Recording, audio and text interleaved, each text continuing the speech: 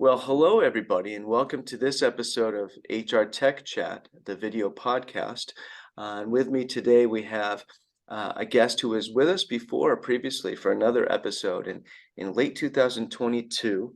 It is Jamie Aitken of Betterworks, where she is VP of HR Transformation. Welcome. Thanks, Brent. Great to be back and chatting with you again. Yeah, absolutely, absolutely. And we had a really great conversation last time, and we'll put a link to that one in this one when it does go live. But BetterWorks does, performance. I hesitate to say management, performance enablement. This new progressive type of modern approach to performance management, which is called performance enablement. Um, and we're here today to kind of talk about, why modern organizations need modern performance management and how to get there. So maybe we could start off with something pretty, fundamental, just to kind of give our viewers their bearings. What is modern performance management? How does it differ from, the old ways, the conventional, traditional approaches? Okay, well, let's start with the traditional approach that's, over 100 years old, invented by the US military to manage performance.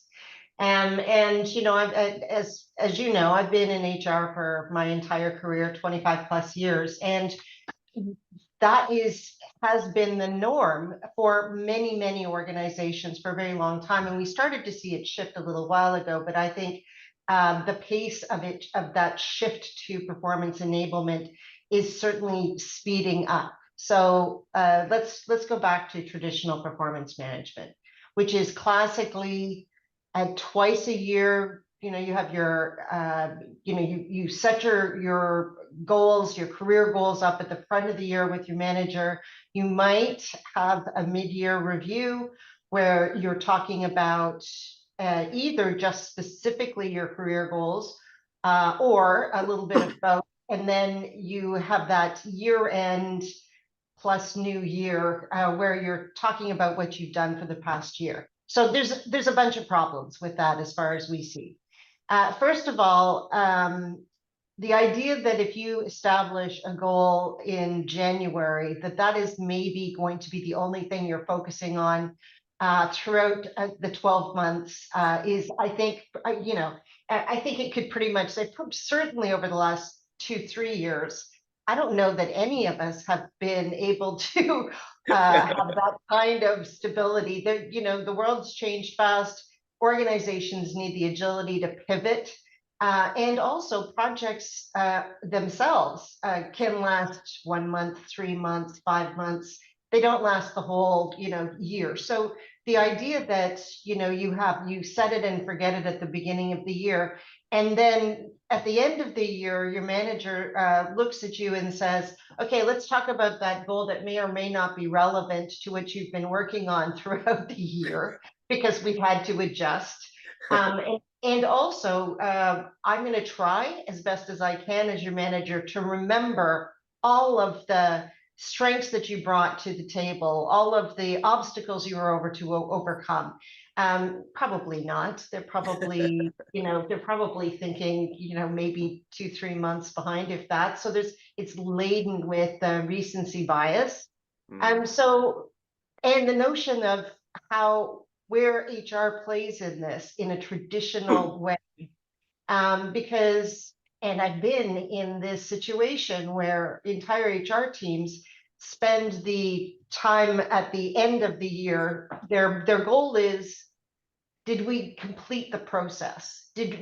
How many performance reviews were completed? How many development plans were completed? And that's the metrics that they were going with. Again, very compliance focused, HR as a police, and literally chasing. I worked with one organization where for, the last 2 weeks before the process ended, they were literally going from office to office, collecting manual paper docs of, so that they could then check off the box that, yes, it's complete. Wow. So that's Wow. old school, right? Yeah. And By the way, the research has been telling us for years it doesn't actually affect performance in any significant way. It just ends up making everybody agitated and demoralized, managers and employees alike, right? So that's the old way. And Can many I just organizations, interject for a second before we talk about the new way? Because I learned something today. I did not, unless I forgot, and someone told me previously, I didn't know it was actually developed by the US military. Yeah, we write about it in the book. The CEO and I, Doug Dennerline, and I just wrote a book about it, and we have a whole section on, where this came from. So if you imagine the mindset of that, right? Yeah. As opposed to what we're talking about as it relates to performance, which is performance enablement. So not I'm going to micromanage you. I'm assuming that it's a hierarchical top-down kind Mm, of manage the human resources in an organization, but rather if we've been putting on posters for the billion years and annual reports that people are our most important assets, then why can't we make the jump to say, well, if they're our most important assets, let's spend a year having multiple conversations about what they're working on, what they're trying to achieve. Is it still aligned? If so, fantastic. How can I, as your boss, mm, help get rid of anything that's getting in the way of you achieving that? By the way, what is it that you as an individual want to accomplish in your own career, in your own development, and how can I help you get those resources? So mhm, it's a completely different mindset that comes into play, which is much more engaging for employees. mm, And for managers, the manager experience now goes from something I have to do to I'm actually giving support to have a high performing team to each member of my team. mm. So massive difference. Yeah. And why is it important that we should be doing it? Well, I mean, if you think about it, better engaged employees, Mhm, stronger, capable, competent managers, being able to have the coaching sessions that they need to being able to have those frequent conversations. And one other point on this before I finish off on this, one of the questions I get when it gets to continuous performance management is from a manager experience. Oh gosh, wait a minute. You're telling me that I need to have more conversations and more feedback? And what we're not saying is it's that burdensome tax that old way of doing it is. This is very lightweight. It's in the flow of work. mm. It's not something that is considered a tax to the employees or the managers. In fact, it's the opposite. Yeah, I'm glad you said that because this isn't about shoehorning it into the process or forcing it into things. It's about actually well, I know we want to talk about this too, this idea of reducing friction, right? In the Absolutely. workplace, yeah, and how you can reduce friction in the performance assessment um, process I guess by making it more about enablement and about frequent conversations again in the flow of work. A couple of things that just pop out for me, you know, just kind of echo or sort of underscore a couple of things that you said. You're absolutely right. Is I've thought about this that we have this tendency or this inclination to think about things in annual cadence, right? Oh, it just makes sense, at first blush. You say, yeah, we should do it every year, once a year, or and maybe there's the thinking that, well, this is just the performance, a review. This isn't, obviously the manager and their direct reports are having multiple conversations over the course of the year with their projects and all that. But so on the surface, there's a thin veneer of intuitiveness, I think, Yeah, when you think about sort of the annual review, the old performance management process. But when you dig in a little bit more, it's actually very counterintuitive and counterproductive. So totally yeah, right. I mean, just think about just let's forget about it as an HR process now and think about it just in terms of the relationships you have as a human with other humans, whether it be your partner, whether it be your sibling? Do you actually sit down once a year and have a review of your interactions? Do you give a review of the health of the right? Like it No. doesn't make sense. It's not how humans interact. Yeah, no, it's not, absolutely. And you know what's funny also, is it's just also, it's almost as if the technology that's existed up till recently, when I say recently, in the past few short years, that technology has almost sort of been a factor in our annualized thinking around performance management. There's better technology now that enables frequent, sort of effortless, frictionless interaction that did not exist previously. And so there wasn't really a way from a technological standpoint, and certainly not from a paper pushing standpoint, to support this modern, progressive approach to performance enablement. Well, I mean, I'll say as an early adopter of cloud technology around this, frankly, I don't know even if there was a buying inclination to challenge what the process was at that point. Mm, We were so thrilled that we could take a very heavy manual process, and when I mean manual, I mean, print out a form and fill it in. We were just absolutely wowed by the idea that that could now be done in the cloud. yeah. That was huge. So I don't know that HR or the organizations that were looking at those solutions at the time were demanding that they be anything other than the transformation. Then was take their existing process and digitize it, and that was a leap, that was a big leap.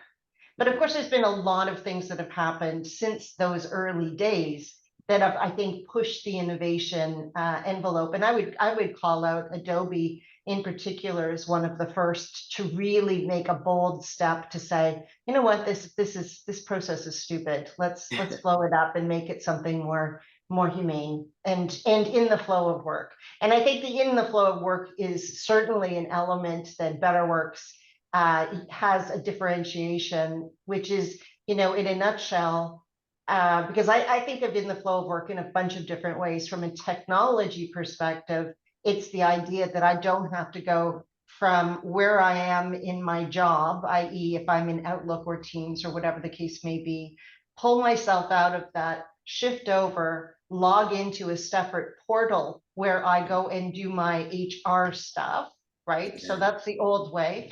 And now it's, now that's it. There's now that is now in the flow of work, meaning I can do all of the work that I need to in terms of, feedback recognition, looking at my goals, etc., where I am, Outlook, Mm, Teams, Gmail, whatever. So that from a tech perspective, that's a good thing. But I mm, think also so removing the friction in the process is good. But I think the other element to it is kind of what we were talking about before, which is there's also friction in the process if I'm only meeting with you once or twice a year for this performance discussion, mm. right? Because I'm not going to be, it's not like I'm going to be clicking my heels with excitement that I know that that conversation is coming up if you, Brent, are my manager, right? Like I'm going to have some trepidation, which creates friction. There might be some awkwardness because we're not doing it frequently enough for it to be a natural trust-based conversation. Yeah, yeah. So Oh, the flow of work is two things for me, or the yeah. removing of friction, apologies. That makes a lot of sense. You're absolutely correct. And the thing from the technological side, the real innovation, at least from the outside looking in, to me seems to be that ability of the software to capture what's happening, no matter where it's occurring elsewhere in that employer's software ecosystem. Whether it's in Office 365 or maybe in, I don't know, Slack, or I'm just throwing some stuff out there.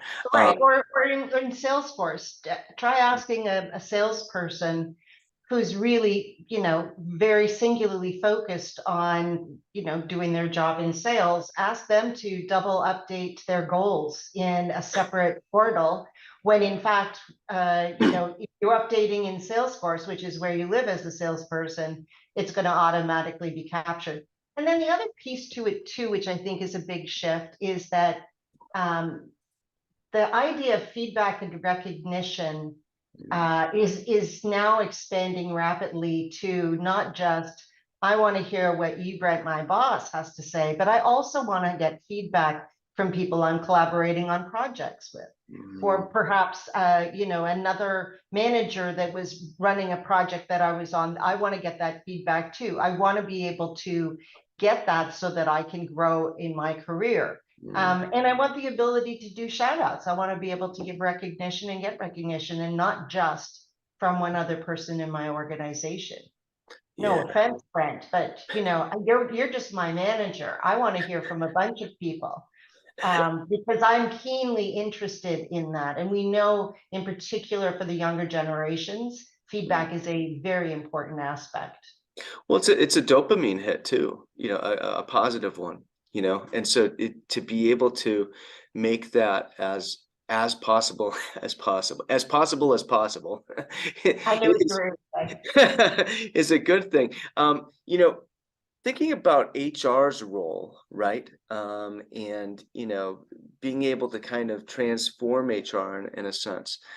We hear a lot about moving from operational to strategic HCM in the parlance of 360 Insights. Here at our firm, we talk about concrete and abstract HCM, sort of the transactional, highly measurable, quantifiable stuff that can be automated versus that more aspirational, inspirational stuff, such as employee sentiment, having an impact on that, optimizing the employee experience, building an employer culture, and ultimately a powerful employer brand.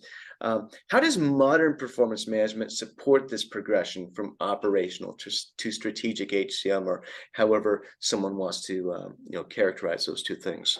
Well, if you think about HR, and use the example that I mentioned before about people, in HR physically running around to different office spaces, looking for paper forms and collecting them and sticking them in, cabinets someplace where they'll never be seen again, right? Yeah. If that's, you're not going to have the opportunity to be strategic if you are doing that kind of work.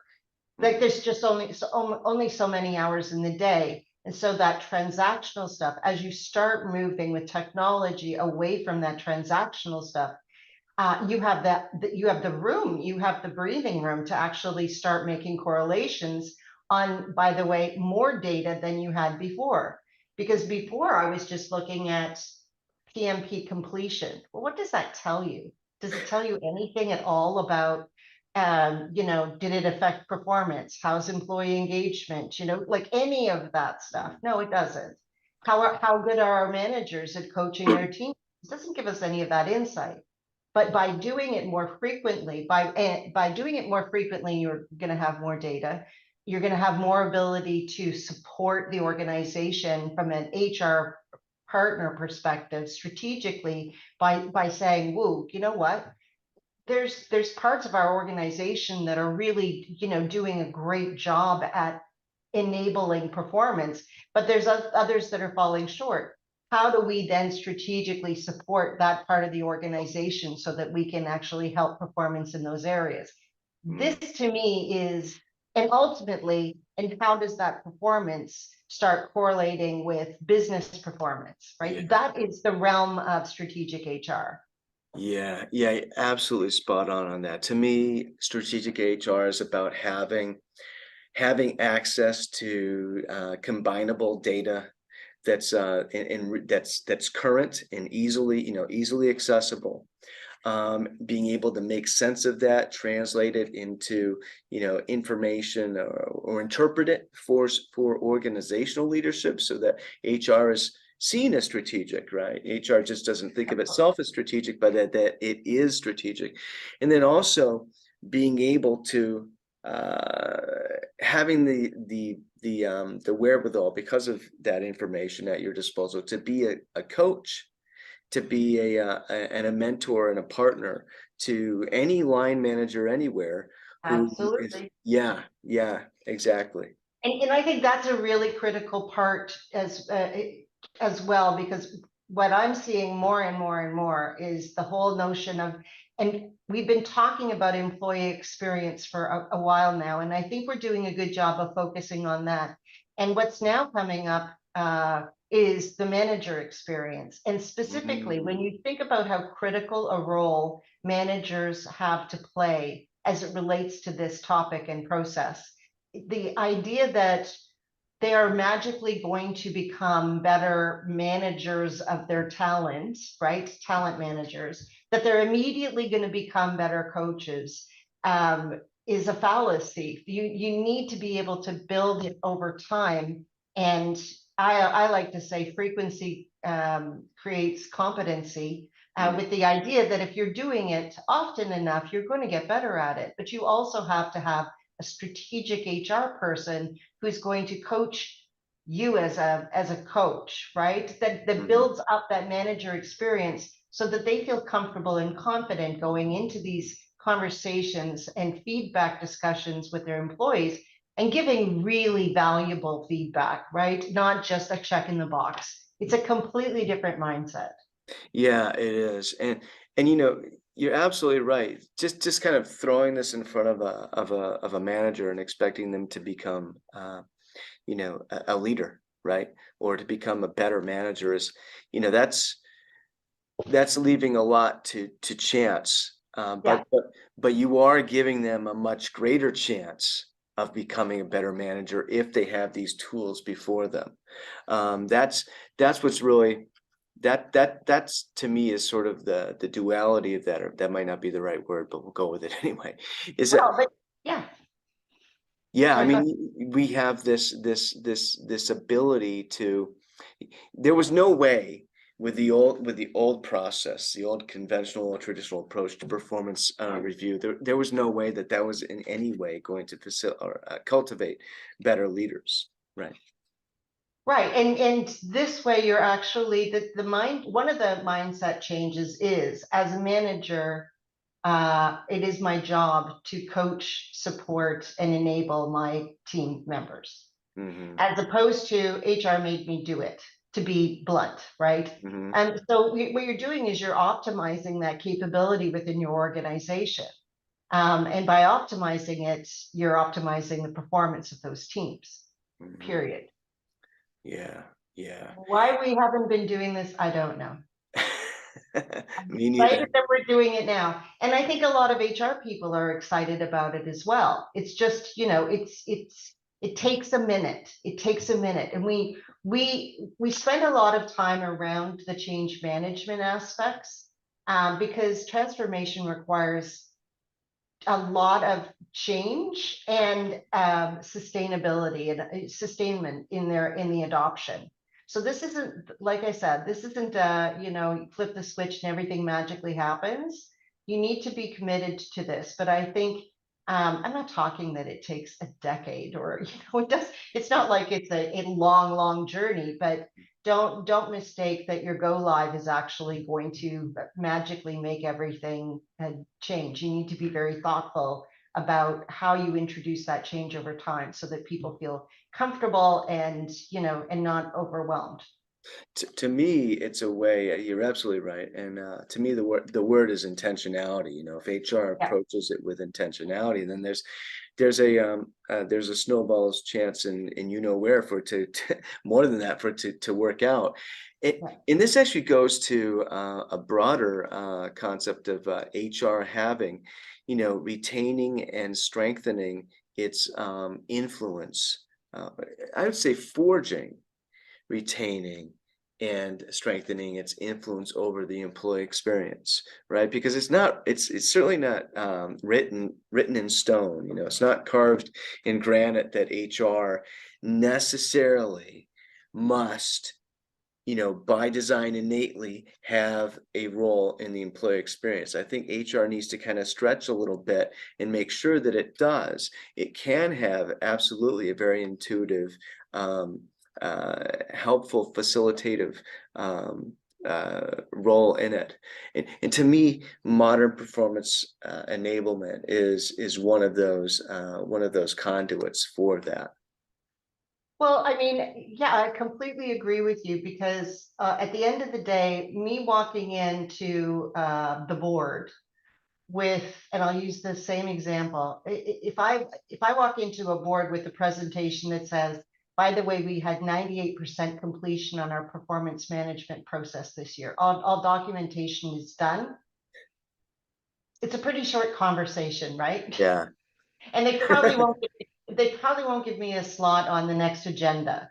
If I can go into that same board and say, here's what we're seeing. We're seeing that because of our work in performance enablement, our engagement levels have gone up. Our employees are actually saying that they're willing to go above and beyond in some Mm, cases, that they understand the connection and the contribution that they're having to the business objectives, and they understand that alignment. And by the way, productivity is going up. And here are the areas where we've discovered that maybe we need to spend a little bit more time because it's having we see opportunities where we could help increase performance and productivity in a particular division if we spent a little bit more time there.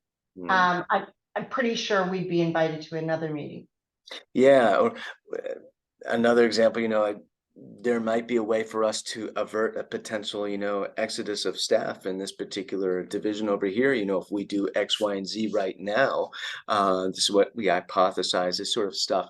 And this actually is a great segue into this idea that, there are strategic benefits to the organization of Yeah, having a modern approach to performance, call it management or enablement, whatever you want to call it. And you describes a number of them, increased productivity, greater employee engagement, greater employee satisfaction. A lot of these things are, they don't necessarily, you can't you can't trace a line from them to a greater bottom line, to an increase in the bottom line, I hope but we get there. I hope we yeah. get there. I really do. I Trying to really argue against that, though, I mean, you have to be crazy. What are some of the strategic, costs or losses for an organization that just doesn't, take it seriously to modernize this approach to performance? Well, I mean, I think we've been talking in the news. Everybody's talking about this notion. Well, quiet quitting has kind of calmed down a bit, but all this notion that you're not really there's retention issues Mm, with the way that we're doing things now, right? There's retention issues, so attrition is a cost. It's a big cost. I think we're actually going to get to the point where employees during their interviews are going to be asking the question, how do you manage my performance? And they're going to be voting with their feet if they hear an answer like, oh, we don't do the traditional approach. Here's what you can expect. You can expect quarterly or monthly conversations with your manager and others around your career path, and you're going to be able to see your alignment with the organ. You got the drift here. yeah. I think we're going to get to the point where employees are going to be expecting that and not, or choosing not to work in places that don't support them that way. Oh, I think you're absolutely correct about that, and it's really interesting, you think about the way, to me, this is intriguing, and how modern performance management, for instance, it's really a factor in sort of swiping away this, or knocking down the silos Totally. of sort of the conventional, traditional, um, you know domains of talent management. You have performance management, you have learning and career development, you have maybe compensation, uh, management, succession planning, these sorts of things. You mentioned career development, it's really tough to have these frequent conversations around performance without talking about career development, without talking about learning, without talking about, um, you know, compensation maybe even, but also, promotions, or like, what is my career path? What's internal hiring look like? And so this it feeds into my, and I'm certainly not the only one, but this my idea that, it occurred to me that it's all kind of becoming talent management, if you even want to call it that. It's all becoming one thing. It's no longer the sum of its parts. It's all one thing. It's happening very fluidly all at once, holistically. Totally. I mean, I remember having this discussion, gosh, 15 years ago. Um, we were talking about the manager experience around performance management and succession. And my argument to the room of HR people is, you understand that for the manager, it's the same conversation. Mm, We've just put a silo into it that says this is where this process starts and this finishes. But if a manager is actually thinking about, how do I think about high performers, and how do I think about intent to risk of loss and all of that. They're not thinking about that at a different time. The walls are blurred around that. And here's an interesting thing too, Brent. I've been having a bunch of conversations over the last month or so, and I sort of set the scenario of, think about times where you've been in an environment where you thrived and other environments where you were thwarted. Number mm. one, I just like the word thwart, but like Me I too. immediately know where I go with it. Where if I'm in a relationship with my boss and work environment where I don't know, I'm not getting clear direction on what I need to do. I'm not getting an idea that my manager has my back and Mhm. that there is a trust there that they're going to help me through any challenges. If I'm not getting a lot of those things that are, embedded in performance management from an approach perspective, even if I stay, Mm, I am going to be second guessing, second guessing myself. I'm going to not feel recognized, so I'll be demoralized. I'm not going to bring my full self to the job because I'm going to be diminished or thwarted in some way. And it's really interesting to have those conversations, because everybody can tell a story about each of those experiences within their career.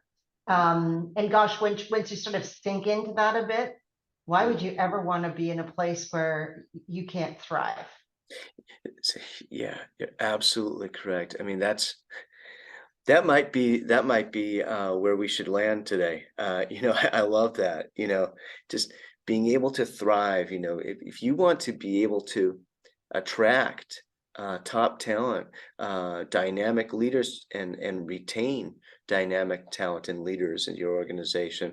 Um, you want to give them all the tools, all the modern thinking, and tools for it that are out there, and this is a big piece of the puzzle. Absolutely correct. Yeah, yeah. Well, this has been a fantastic conversation, fantastic episode of the podcast. Thank you so much, Jamie, for joining us again. And we'll just, let viewers know that there's going to be a third one that's coming up. We won't tell them what the topic is, but it's going to be very interesting. So I'm looking forward to that too.